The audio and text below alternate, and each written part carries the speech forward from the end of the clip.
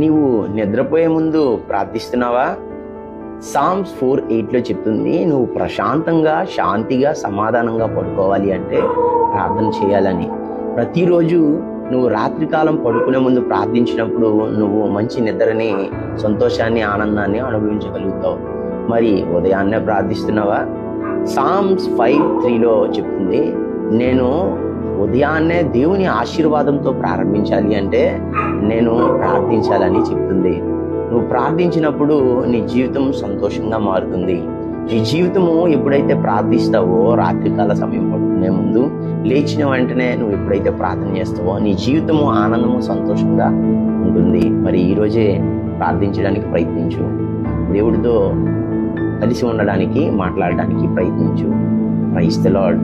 వీలైతే లైక్ చేయండి, సబ్స్క్రైబ్ చేయండి, కామెంట్ చేయండి. Thank you.